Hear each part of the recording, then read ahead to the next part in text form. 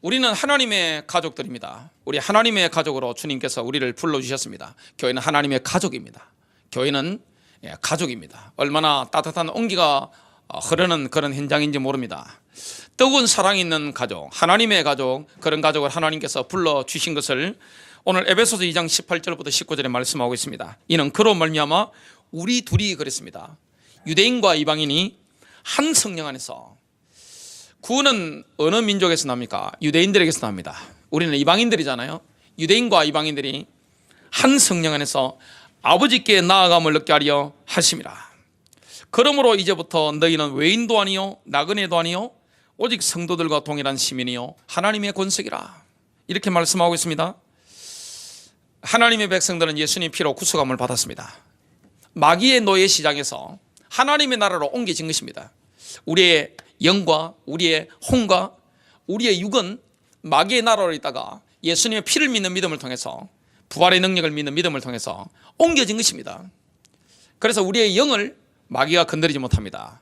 저와 여러분의 영은 죄를 짓지 못합니다. 완벽한 생명, 완전한 생명을 얻게 됐습니다. 그래서 하나님의 백성은 이 땅에 하나님께서 하나님 목적을 성취해 가시는 데 있어서 중심적인 인물입니다. 여러분, 드라마나 영화를 보면, 소설이나 이런 데 보면 주인공이 있습니다. 하나님께서 하나님 나라의 목적을 이루어 가시는데, 하나님의 계획을 이루어 가시는데 저와 여러분을 주인공으로 캐스팅하신 것입니다. 이게 하나님의 백성입니다. 그래서 하나님의 백성에는 하나님 백성 가운데는 중요하지 않은 사람이 단 한 명도 없습니다. 모든 하나님의 백성은 영적으로 VIP입니다. 매우 중요한 사람으로 하나님께서 우리를 불러주셨습니다. 에베소서에 나오는 하나님의 교회의 본질적인 모습, 네 번째가 뭡니까? 총 7가지 모습이 나오는데 가장 중앙의 핵심이 뭐죠? 그게 바로 가족입니다. 교회는 하나님의 가족입니다. 하나님의 백성들은 하나님의 가족으로 부름을 받게 됐습니다.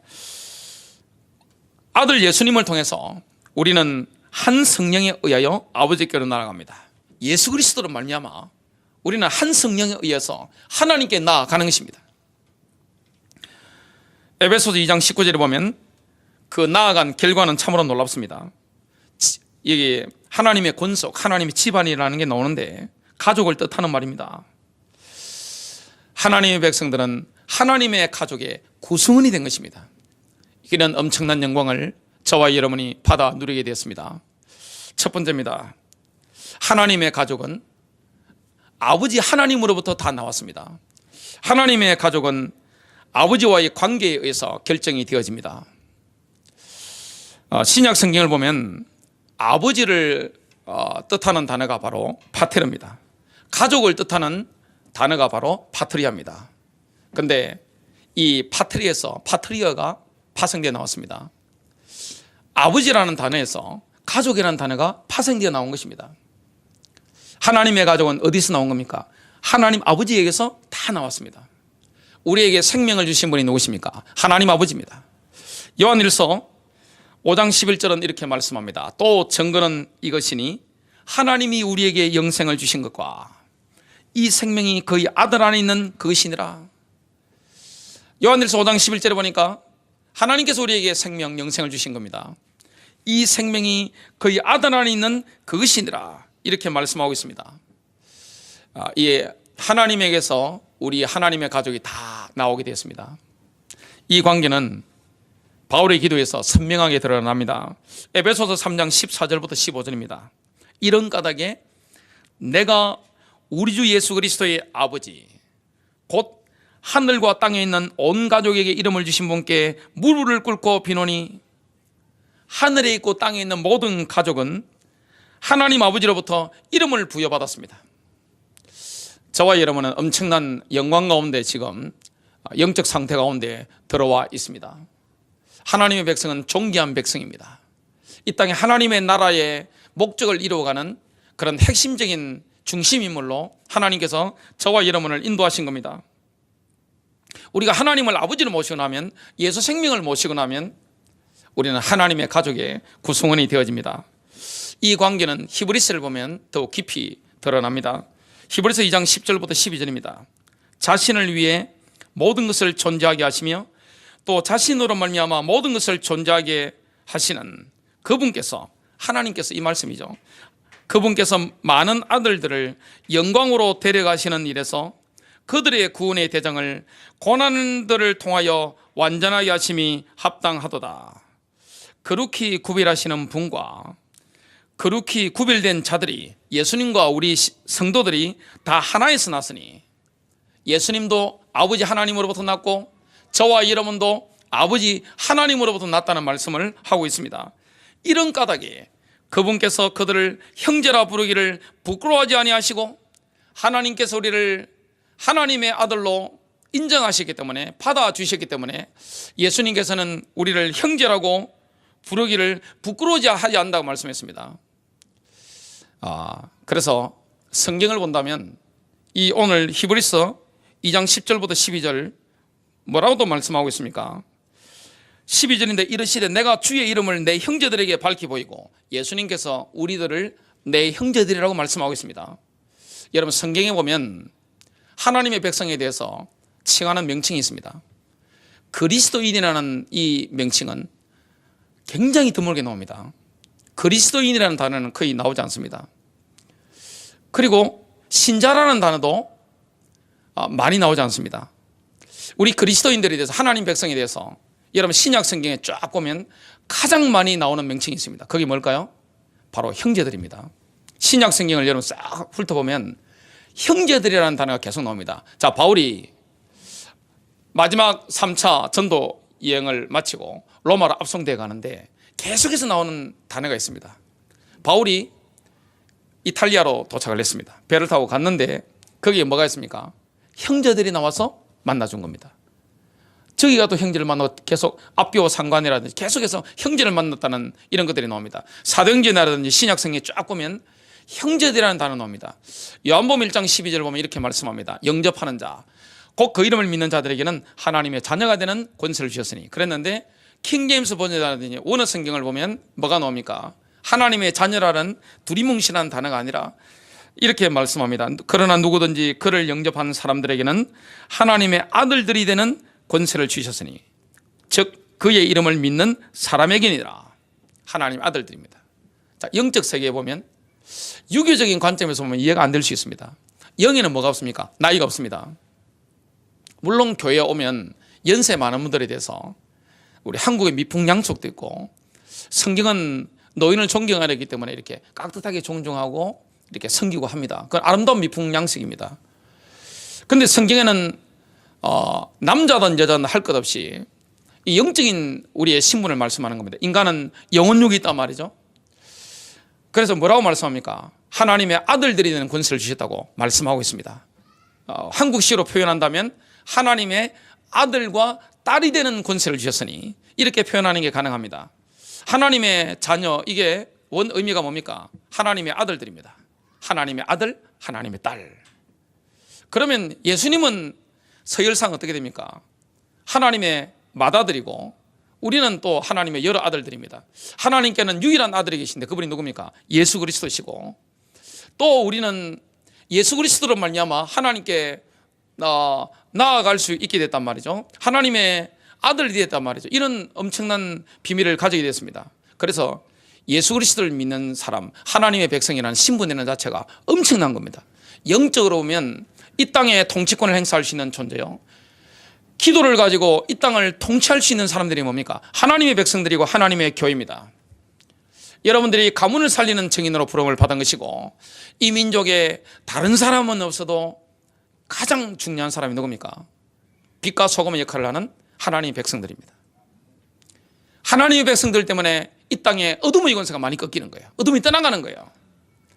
하나님의 백성들 때문에 이 땅에 맛이 나는 겁니다. 하나님 받아주시는 겁니다. 그리고 이 땅의 부패를 막는 게 누굽니까? 바로 하나님의 백성들입니다. 이 하나님의 백성에 대해서 그리스도인이라든지 신자, 성도라는 것보다 형제라는 단어가 엄청나게 많이 나옵니다. 성경이 그렇게 말씀하고 있습니다. 그래서 우리가 뭐가 된 겁니까? 예수님의 형제가 된 겁니다. 예수님은 성경에 보면, 신약 성경에 보면 위대하신 하나님이라고 나옵니다. 예수님에 대한 호칭이, 이름이 굉장히 많이 나옵니다. 다음에 제가 설교를 하게 될 것인데 예수님은 이름이 많습니다. 선한 목자, 우리 교회 선한 목자 교회잖아요. 예수님의 이름 중에 가장 복음적인 이름 여러 가지가 나오는데 그 중에 하나가 선한 목자. 그 다음에 하나님의 맏아들입니다. 어떤 경우에는 위대하신 하나님으로 나옵니다. 창조주로 나옵니다. 요한복음 1장에 보면. 그리고 오늘 여러 가지 성경에 보면 뭐라 나옵니까? 우리를 형제라고 부르시는 겁니다. 저와 여러분이 이런 엄청난 존귀한 신분이 되어진 것을 말씀하고 있습니다. 이르시되 내가 주의 이름을, 예수님 말씀하는 거죠. 내가 주의 이름을 내 형제들에게 밝히 보이고 교회의 한가운데서 노래로 주를 찬양하리다. 우리 주님께서 뭐라고 말씀하죠?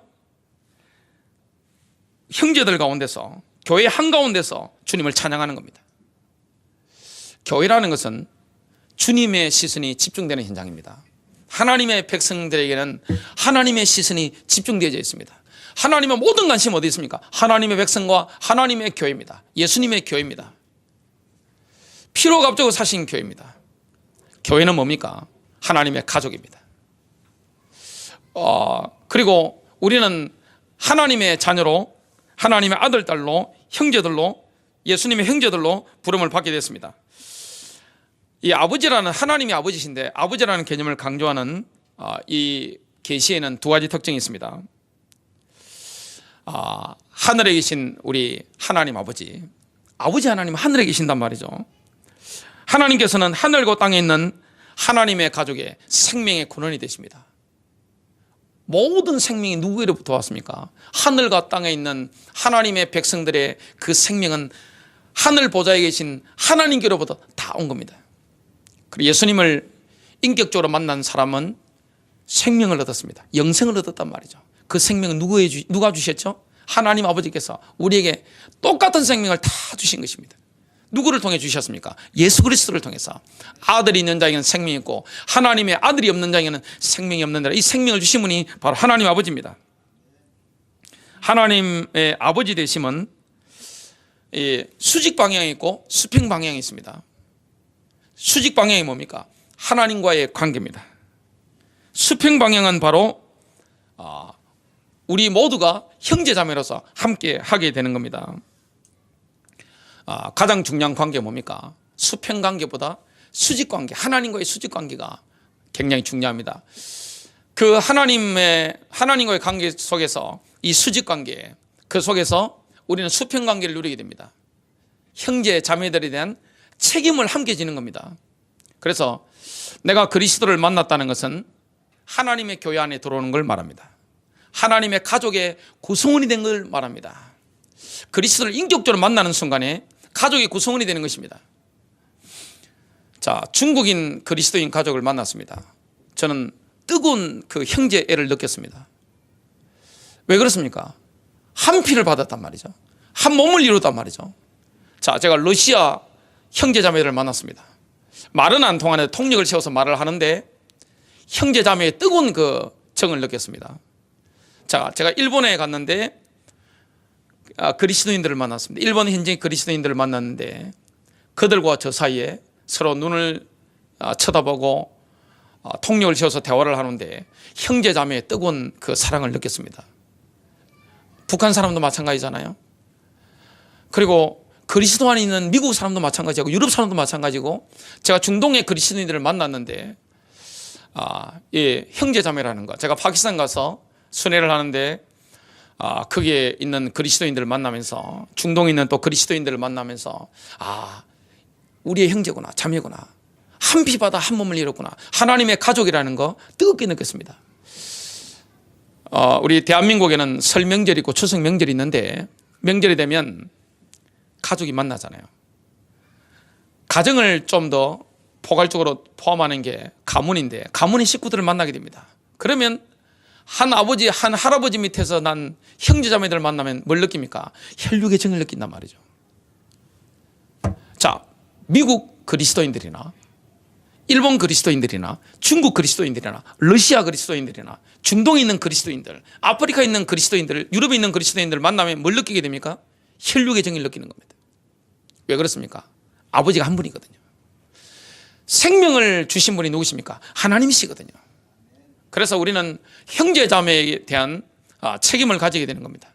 그래서 이 그리스도를 믿는다는 것은 전 세계가 하나님의 가족 안에 한 가족이고 또 지역교회 안에 한 가족인 것을 우리가 알고 우리가 형제 자매를 놓고 기도하고 함께 인도받게 되는 겁니다.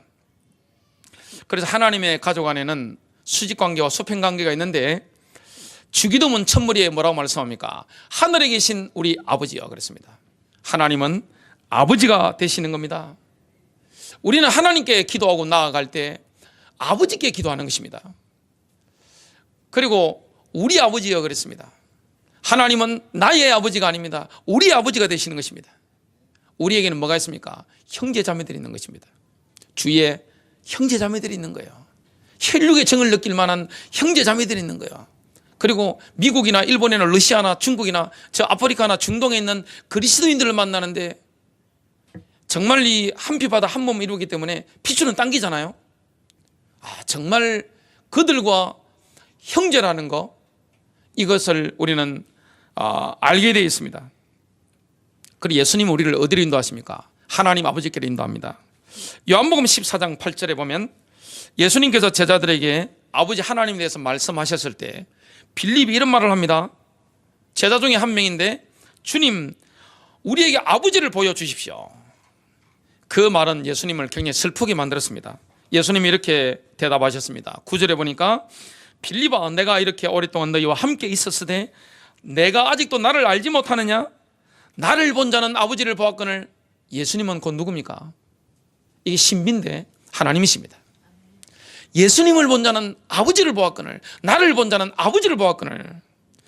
어찌 내가 말하기를 우리에게 아버지를 보여주셔서 하느냐? 그 이전에 예수님은 요한복음 14장 6절에 보면 이런 말씀을 하셨습니다. 내가 곧 길이요 진리요 생명이니. 예수님은 길입니다. 진리입니다. 하나님께로 가는 길입니다. 그리고 예수님은 진리십니다. 생명이십니다. 나로 말미암지 않고는 아버지께로 올 자가 없느니라. 나를 통하지 않고는 아무도 아버지께 오지 못하리라. 길 자체가 목적이 아니잖아요. 길은 목적이 아닙니다. 자, 우리가 발견해야 될 게 뭡니까? 단순히 길이 아닙니다. 그 길의 목적지입니다. 길이신 예수님께서는 우리를 아버지께로 인도하시는 것입니다. 자, 우리가 기도하면 누가 들으십니까? 우리가 예수 이름으로 기도합니다. 기도 응답 받는 조건이 뭡니까? 예수 이름으로, 만왕의 왕이신 예수 그리스도 이름으로, 주 예수 그리스도 이름으로. 그 예수 이름 부를 때 마귀도 떠나갑니다. 엄청난 영적 하늘 군대도 동원되집니다. 예수 이름 부를 때 이 성령의 능력도 나타납니다. 응답이 옵니다. 근데 그 예수 이름으로 기도할 때 기도를 들으시는 분이 누구십니까? 바로 하늘 보좌에 계신 우리의 아버지 하나님이신 줄로 믿으시길 바랍니다. 예수 그리스도의 중요한 사명은 우리를 자신에게로 데려가는 게 아닙니다. 우리를 아버지 하나님께로 데려가는 것입니다. 이게 예수님의 사명입니다. 베드로전서 3장 18절입니다. 그리스도께서도 죄들로 인하여 한 번 고난을 받으사 어려운 자로서 불의한 자를 대신하셨으니 이것은 그분께서 육체 안에서 죽임을 당하셨으되 성령으로 말미암아 살아나셔서 부활하셨다는 거죠. 우리를 하나님께로 데려가려 하심이라. 하나님의 큰 목적이 있습니다. 예수님을 본받는 아들들로 구성된 대가족 안으로, 대가족 속으로 사람들을 끌어모으는 것입니다. 자, 우리가 누구를 닮아야 됩니까? 예수님입니다. 모델적인 아들이 누굽니까? 하나님의 모델적인 아들은 누굽니까? 바로 예수 그리스도십니다. 우리가 예수님을 닮단 말이죠. 그래서 하나님의 대가족 안으로 끌어모으는 거, 사람들을 모으는 거, 이게 합력하여, 여기에 합력하여 모든 것을 이루는 것입니다. 하나님 목적입니다. 하나님께서는 우리가 예수 그리스도를 닮아가잖아요. 그 하나님의 가족은 어마어마합니다. 여기에 사람들을 끌어모으는 겁니다. 이게 선교입니다. 모든 민족 가운데, 그리고 모든 지역 가운데, 남녀노소 가운데, 모든 백성 가운데 하나님께서 하나님의 가족을 대가족 안으로 끌어모으는 것입니다. 이게 하나님 목적이에요. 이 목적을 위해서 모든 것은 합력하여 선을 이룹니다. 정치, 경제, 문화, 사회, 여러분의 인생 뭐합니까? 하나님의 대가족 안에 모든 걸 끌어모으는 것입니다. 이게 하나님 목적이에요. 로마서 8장 28절과 29절입니다. 우리가 알거니와 하나님을 사랑하는 자들 곧 그분의 목적에 따라 부르심을 입은 자들에게는 모든 것이 합력하여 선을 이루느니라. 여러분 인생의 모든 것이 합력하여 선을 이루심을 믿으시길 바랍니다. 여러분 하나님의 부르심에 아멘 했습니까? 여러분 하나님 부르실 때 아멘하고 따라 나섰습니까? 그러면 여러분의 과거, 현재, 미래, 여러분의 모든 상황 모든 것이 합력하여 선을 이루느니라. 여러분 주님을 믿으시길 바랍니다. 하나님 얼마나 신실하십니까? 그분께서는 자신이 미리 아신 자들을 또한 예정하사, 하나님 우리를 예정하셨잖아요. 저와 여러분이 가야 될 길을 다 코스들을 준비해 놓으셨습니다. 미리 아셨기 때문에. 예정하사 자신의 아들의 형상과 같은 모습이 되게 하셨나니. 그래서 예수님을 1년, 2년, 3년, 4년 믿다 보면 우리가 뭘 닮아버립니까? 예수님을 닮아버립니다. 이게 하나님 목적인 거예요. 아, 저 사람 예수님을 닮았어. 저 사람은 성도야. 저 사람 신자야. 저 사람 그리스도인이야. 저 사람은 하나님의 백성이야. 주님을 닮은 겁니다. 속에 있는 마인드까지, 그 생각까지, 그 감정까지, 감수성까지 예수님을 닮은 거예요. 서서히 닮아가는 거예요. 우리의 속 사람이 인격까지요 싹 바뀌는 겁니다. 상처까지 치유되어지는 것을 경험하게 되어 있습니다. 사람은 쉽게 안 바뀐다는 말이 있습니다. 그러나 주님은 변화시키는 겁니다. 우리를 말씀의 능력으로 변화시키는 거예요. 성령의 능력으로 변화시키는 거예요. 교회를 변화시키는 거예요.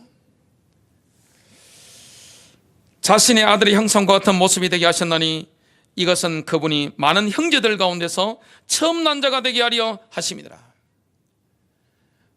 그래서 이 예수님은 영적으로 본다면 위대하신 하나님도 되시고, 그리고 하나님의 맏아들도 되시고, 우리에게는 뭐도 되는 겁니까? 우리의 큰형님도 되는 겁니다. 두 번째입니다. 가족의 중심 개념은 순종입니다. 하나님의 가족 가운데 구성원이 됐다면 가장 중요한 게 순종입니다. 하나님 아버지께 순종하는 것입니다. 아버지 하나님과의 이 수직적인 관계에 있어서 가장 중요한 것은 바로 순종입니다. 우리의 구원의 대장이신 예수님께서는 고난들을 통해서 완전하게 되셨습니다. 우리를 성숙시키는 게 뭡니까? 바로 고난입니다. 그래서 하나님은 우리에게 뭘 허락하십니까? 고난의 시간표를 허락하시는 거예요. 예수님도 고난들을 통해서 완전하게 되신 겁니다. 히브리서 2장 10절입니다. 자신을 위해 모든 것을 존재하게 하시며, 이 땅의 모든 것들이 하나님을 위해 존재합니다. 또 자신으로 말미암아 모든 것을 존재하게 하시는 그분께서는 하나님으로 말미암아 이 땅에 모든 것이 존재하잖아요. 우리에게 생명도 있잖아요. 많은 아들들을, 이건 우리를 말합니다. 많은 아들들을 영광으로 데려가시는 일에서 예수님이 십자가 지심으로 말미암아 우리를 하나님이 영광 가운데 지금 데려가셨잖아요. 또 데려가고 계십니다. 영광으로 데려가시는 일에서 그들의 구원의 대장이 누굽니까? 예수님입니다. 구원의 대장을 고난들을 통해 완전하게 하심이 합당하도다. 예수님도 어린 시절에 계셨습니다. 성경에 거의 나오지 않습니다. 누가복음 2장 52절 정도 나옵니다. 어린 시절에 계셨고, 청소년 시절에 계셨고, 또 청년 시절에 계셨다가 33세 정도에 십자가 지시고 성천하셨습니다. 자, 그 예수님은 우리와 똑같은 인간으로 오셨습니다. 참 하나님이면서 참된 인간으로 오신 것입니다. 신성과 인성이 예수님 안에 하나로 같이 계셨습니다. 그러면 예수님도 배고프셨고, 또 어떨 때는 피곤하셔서 잠도 주무시고, 이 성경에 다 나온단 말이죠. 예수님은 도덕적으로는 완벽하셨습니다. 죄를 지은 적이 없었어요. 인격적인 발달에 있어서는 하나님께서 성숙하게 만드시기 전까지는 완벽하지 않으신 겁니다. 예수님도 모든 면에 잘 나가신 것입니다. 하나님 앞에서, 사람 앞에서 하나님과 사람에게 사랑스러워 가시더라. 누가복음 2장 52절에 보면 자라가신 것이 나오게 됩니다. 모범적인 아들로 자라가신 겁니다. 예수님은 모든 아들들이 성숙에 이르는 길을 가는 데 있어서 모델이 되신 겁니다. 성숙의 모델이 누굽니까? 우리의 모델, 누굽니까? 바로 예수 그리스도입니다. 예수님께서 완벽하게 되신 과정은 바로 뭡니까? 고난이셨습니다. 예수님이 고난을 통해서 완벽한 인간이 되시, 완벽한 성숙에 이르신 것입니다. 히브리서 2장 11절입니다. 거룩히 구별하시는 분과 거룩히 구별된 자들이, 예수님과 우리 신자들이 다 하나에서 났으니, 예수님도 하나님에게 나셨고 우리들도 하나님 백성들도 하나님 아버지로부터 난 겁니다.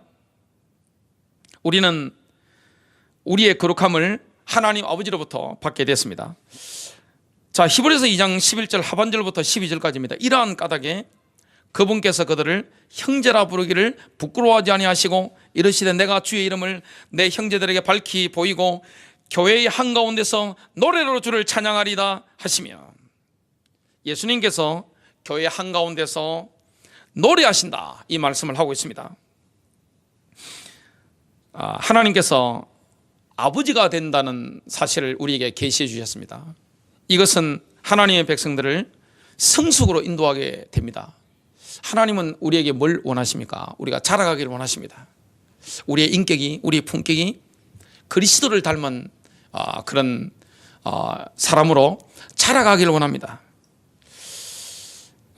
그래서 하나님의 자녀는 예수님처럼 고난들을 통해서 완벽하게 됩니다. 고난들을 통해서 성숙해지는 것입니다. 하나님께서 우리에게 고난을 허락하시는 겁니다. 그래서 성령님이 인도하시는 가운데 받는, 경험하는 그 고난은 축복의 시간표인 줄로 감사하며 믿으시길 주님의 이름으로 축복합니다. 그래서 하나님 백성들이 고난의 터널을 지날 때가 있습니다. 고난받는단 말이죠. 근데 그때가 이 성숙에 이르는 이런 지름길로 들어서게 된 겁니다. 로마서 5장 8절입니다. 그분께서 아들이실지라도 친히 고난받으신 일들로 말미암아 순종하기를 비오사, 고난받으시면서 주님이 순종하기를 배우신 것입니다. 순종의 모델이 누굽니까? 예수님이십니다. 예수님은 한 번도 불순종하지 않았습니다. 우리는 예수님처럼 순종하기를 배워야 됩니다. 순종은 뭐합니까? 머리로 순종하는 것은 순종이 아니에요. 여러분, 설교 하나 듣고 내 순종해야지, 그건 순종이 아닙니다. 순종은 뭡니까? 행동으로 나타나는 것입니다. 믿음은 뭡니까? 입으로 고백되어야 되고 행동으로 나타나야 됩니다. 그럼 그게 없으면 믿음이 아닙니다. 순종도 마찬가지입니다. 내 순종해야지, 머리로 알고 있는 거, 그 순종이 아니에요. 실제 내가 순종으로 행하는 것입니다. 순종하는 것입니다. 그게 바로 순종입니다. 누가복음 2장 22장 42절입니다. 예수님의 순종에 대한 핵심 구절인데요. 내 뜻이 아니라 당신의 뜻이 이루어지게 하옵소서. 이게 순종입니다. 순종이라는 건 뭡니까? 하나님 백성들이 성숙하려면, 우리의 인격이 자라가려면, 품격이 높아지려면 뭐 해야 됩니까? 내 뜻을 내려놓는 거예요. 하나님의 뜻대로 하여 주시옵소서. 내가 원하는 걸 내려놓는 겁니다. 그리고 하나님께서 원하시는 대로 역사하여 주시옵소서. 내 인생을 내가 원하는 대로 사는 게 아니에요. 하나님이 원하시는 대로 내 인생을 인도하여 주시옵소서. 우리 가정과 가문을, 교회를 내가 원하는 게 아니라 하나님께서 원하시는 대로 이끌어 주시옵소서. 이렇게 되어지는 것입니다. 그 비밀을 우리가 함께 누리게 되시기를 주님의 이름으로 축복합니다. 자, 우리 그리스도인들이 순종하려면 뭐 해야 됩니까? 자아를 부인해야 됩니다. 옛사람을 부인해야 됩니다. 인간에 뭐가 있죠? 옛사람과 새로운 사람이 있습니다. 검은 개가 있고 흰 개가 있는 거예요. 늘 안에서 갈등이 일어나는 거예요. 우리가 예수님을 따르기를 원한다면 반드시 자기 자신을 부인해야 됩니다. 마태복음 16장 24절입니다. 누구든지 나를 따라오려거든 자기를 부인하고 자기 십자가를 지고 나를 따를 것이니라. 여러분, 예수님을 믿고 따라가는 건 뭡니까? 자기를 부인하는 거예요. 내 욕망을 내려놓는 거예요. 내가 원하는 걸 내려놓는 거예요. 내 생각을 내려놓는 거예요. 내 감정을 내려놓고 뭡니까? 순종하는 것입니다. 마지막 세 번째입니다. 형제 자매들에 대한 우리의 수평적인 책임은 바로 사랑입니다. 형제 자매들에 대한 하나님의 가족 가운데 들어왔단 말이죠. 하나님의 백성은 하나님의 가족의 구성원들이 되었습니다. 존귀한 백성이 됐단 말이죠. 그러면 형제 자매들에 대한 우리의 책임이 있습니다. 그건 바로 사랑입니다. 하나님이 우리를 받아주셨다고 에베소서 6장 말씀하시는 것처럼 우리가 형제 자매들을 그리스도의 사랑으로 품어주고 받아주는 겁니다. 사랑은 그리스도로 여러 가지 단어가 있는데요. 남녀 간의 사랑 에로스가 있고, 또 자연스러운 가족 간의 애정인 스톨게가 있고, 형제의 사랑이 뭡니까? 필라델피아가 있고, 신적인 사랑, 하나님의 사랑 뭡니까? 그게 바로 아가페입니다. 사랑은 영적인 은사가 아닙니다. 하나님이 주신 은사가 아니라 인격의 성취입니다. 그래서 뭐가 필요합니까? 고난이 필요한 겁니다.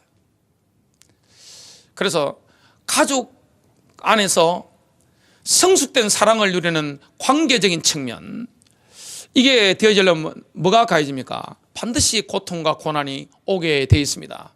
그 고난들을 통해서 우리는 뭐 해야 됩니까? 더욱더 성숙되어지고 형제자매들을 사랑하는 사람으로 변화되어지게 되어 있습니다.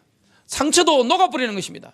어린 시절에 거절당했던 상처, 외면받았던 상처, 아버지가 어머니가 나를 버린 상처, 그리고 결혼했는데 상대방이 나를 외면한 그런 상처, 이런 상처 가운데서 내가 찌들있고 자라지 않고 내가 늘 이렇게 어두운 가운데 있었는데 주님을 만나고 나니까 어떻게 됩니까? 주님이 나를 받아주신 거예요. 하나님이 나를 품어주신 거예요. 그러니까 사랑의 터치가 내 가슴에서, 내 영에서 일어난 것입니다. 그러면 어떻게 됩니까? 사랑받았기 때문에 받은 만큼 다른 사람을 사랑하게 되는 거예요. 이게 뭡니까? 아가페 사랑인 겁니다. 이 사랑이라는 건 뭡니까? 시간이 갈수록 하나님이 시편 84편에 나오는 것처럼 눈물골짜기, 박하골짜기로 다닐 때 샘을 만들어주시는 것처럼 우리 가슴에 특히 복장에서 사랑의 샘이 만들어지는 거예요. 이게 막 끌어오르는 것입니다. 인간을 향한 연민, 뜨거운 동정의 사랑, 이게 예수님처럼 올라오게 되어 있습니다. 이게 바로 하나님 원하시는 겁니다. 아가페 사랑으로 인도하는 7가지 점진적인 단계가 베드로후서 5장 5절부터 7절에 나옵니다. 그러므로 너희가 더욱 힘써 너희 믿음의 덕을, 믿음의 토대에서 출발하죠. 믿음의 덕을, 미덕을 더하는 거죠. 덕의 지식을, 하나님의 뜻을 아는 것이죠. 지식이라는 것은 지식의 절제를, 자신을 통제하는 것입니다. 자기 통제의 능력이 생깁니다. 절제의 인내를 참고 견디는 거죠. 여러분, 사랑으로 인도받는 길에는 뭐가 있습니까? 인내가 필요한 겁니다. 인내의 경건을, 거룩함이 있어야 되는 겁니다. 사랑에는 거룩함이 있습니다. 경건의 형제 우애를, 형제 자매들을 향한 그 우애 있잖아요. 선의, 그리고 형제 우애에 사랑을 더하라. 하나님의 사랑을 더하라. 형제 우애에 사랑을 더하는 것은, 하나님의 사랑을 더하는 것은, 아가페는 뭡니까? 아가페라는 것은 원수를 사랑하는 겁니다. 여러분, 가장 사랑하기 힘든 존재가 누굽니까? 그게 남편일 수 있고 아내일 수 있습니다. 가장 사랑하기 힘든 게 부모님일 수 있고 자식일 수 있습니다. 가장 미움의 대상일 수 있는 게 바로 부부관계일 수 있고 부자간의 관계일 수도 있고 그렇습니다. 왜 그렇습니까? 가족은 두 얼굴이 있습니다. 이쪽 얼굴과 가족은 이쪽 얼굴이 다릅니다. 운전하다 보면 햇빛을 받는 왼쪽 얼굴과 햇빛을 많이 받지 않는 오른쪽 얼굴이 정밀하게 찍어보면 얼굴이 다릅니다. 가족은 두 얼굴이 있습니다. 가족은 사랑도 주지만 상처도 줍니다. 가족은 받아주기도 하지만 외면하기도 합니다. 미움과 정오와 상처와 쓰라린 아픔, 영이 상한 그 고통은 어디서 오는 것입니까? 가족에서 옵니다. 사람을, 인생을 자라지 않게 만드는, 늘 어린아이로 정치하게 만드는, 태행 가운데 들어가게 만드는 게 뭡니까? 그게 바로 어린 시절의 상처입니다. 젊은 시절에 버림받는 그런 상처예요. 그런데 십자가 사랑을 받고 나니까, 사랑의 터치가 일어나니까 사랑이 가는 것입니다. 원수를 사랑하게 되는 겁니다. 기독교 순교자와 이슬람이나 다른 종교들, 공산주의 종교 가운데 순교자들의 차이점이 뭡니까? 기독교 순교자들은 원수를 사랑하는 겁니다. 예수님이 그랬잖아요. 스데반이 그랬잖아요. 바울이 그랬잖아요. 베드로가 그랬잖아요. 자기를 죽이는, 핍박하는 원수들을 사랑한 것입니다. 우리가 사역의 열매를 거두는 것은 전부 자기 부인을 했을 때만 열매가 나타납니다. 자기 부인, 내가 살아있을 때 내 명예를 드러내고, 내가 했어요. 내가 이만큼 했어요. 나를 자랑하고 내 자아를 성취하고 이럴 때는 성령의 역사가 서독됩니다. 근데 나를 부인했을 때 열매가 나타나는 겁니다. 여러분 인생 기적이 일어나는 겁니다. 순교가 뭡니까? 제일 힘든 순교는 외국에 나가는 게 아니에요. 집에서 하는 겁니다. 몇 년 전에 신문을 보니까 신문이 나왔습니다. 설이나 추석에 명절에 가족이나 친척들이 만났을 때 혈족 간의 분쟁 그리고 폭력 사건 엄청 많습니다.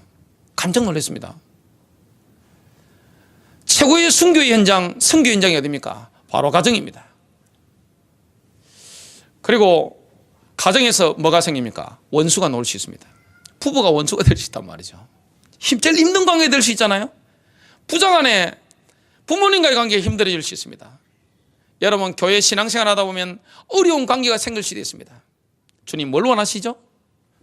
원수를 사랑해라. 아가페 사랑입니다. 자아를 부인할 때만 예수 그리스도의 생명이 흐릅니다. 성령 역사가 막 흘러나오는 것입니다. 결론 맺습니다. 어떻게 보면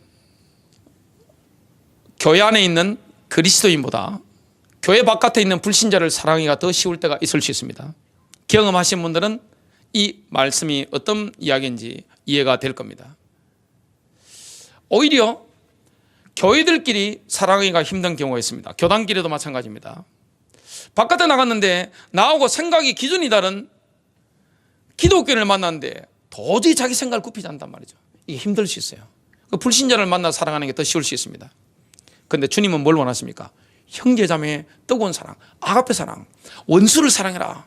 이런 말씀이 됩니다. 저와 여러분을 하나님의 가족의 구성원으로 불렀다는 사실을 믿으시길 바랍니다.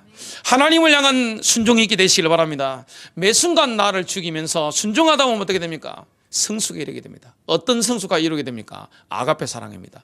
영혼 사랑입니다. 승리하시기를 주님의 이름으로 축복합니다.